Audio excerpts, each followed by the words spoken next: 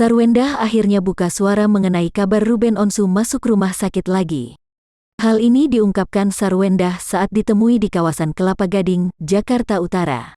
Menurut Sarwendah, Ruben Onsu merasakan sesuatu sehingga harus dilarikan ke rumah sakit.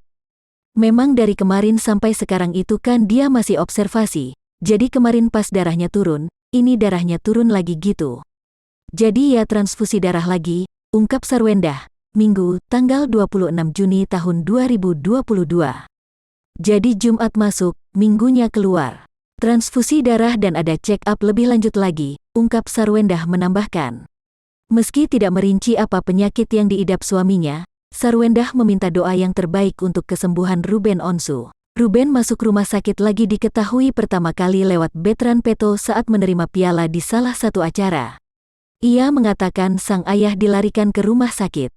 Piala ini untuk ayah. Karena tadi aku dengar kabar, ayah masuk rumah sakit, ungkapnya.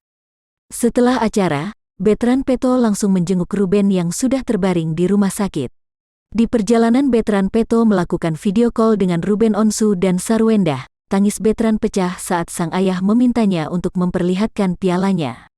Dalam video yang diunggah ke kanal YouTube-nya pada Minggu, tanggal 26 Juni tahun 2022, terlihat Ruben Onsu berada di ruang rawat sebuah rumah sakit dan selang oksigen yang terpasang di hidungnya. Ditemani oleh Betran Peto, Ruben Onsu pun melakukan transfusi darah.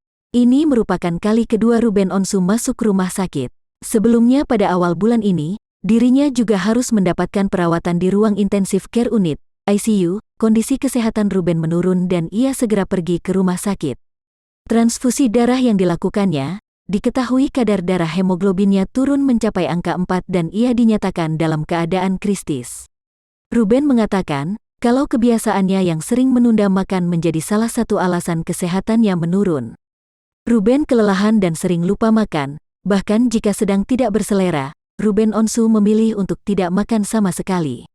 Ini mengakibatkan protein di sel darah merah yang membawa oksigen ke organ dan jaringan tubuh menjadi lemah. Ketika kadar hemoglobin rendah, tubuh tidak bisa mendapatkan oksigen yang cukup, seseorang mengalami anemia dan tubuhnya terasa lemas, serta mudah lelah. Tubuh tidak bisa menyerap zat besi atau mengalami kekurangan nutrisi penting seperti zat besi. Selain itu, waktu kerja Ruben Onsu yang padat juga menjadi salah satu pemicu kondisi ia drop. Orang dewasa membutuhkan waktu tidur malam 7 hingga 9 jam. Jika kurang, maka akan memengaruhi kondisi tubuh dan menyebabkan berbagai masalah kesehatan. Ruben sudah menjalani rutinitas yang sama bertahun-tahun. Dalam satu hari, masyarakat bisa melihat wajahnya di beberapa program televisi sekaligus. Jika kondisi ini diteruskan, maka akan ada efek jangka panjang kurang tidur yang perlu diantisipasi. Beberapa masalah kesehatan yang berisiko terjadi akibat kurang tidur kronis adalah tekanan darah tinggi, diabetes, serangan jantung, gagal jantung, atau stroke. Tak hanya itu, kebiasaan buruk tersebut juga berisiko menyebabkan obesitas, depresi. Minggu kemarin Ruben harus cek darah lagi. Hasilnya darahnya terus berkurang. Nah, nggak punya jalan lain gue harus ke rumah sakit, kata Ruben Onsu. Ruben sampaikan bahwa derita sakit yang dialaminya ini yaitu terdapat bintik darah di bagian otaknya. Ada beberapa bintik di bagian otak yang katanya otak itu sama darah kan serakah. Kalau ada darah, otak maunya nyerap lebih banyak. Jadi, bagian lain yang ada di tubuh kalah, lebih banyak nyerapnya di otak. Jadi butuh transfusi darah, ungkapnya.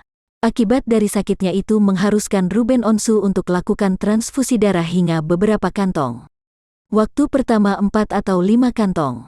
Kalau kemarin itu udah nambah lagi, menjadi 7 kantong, ungkap Ruben.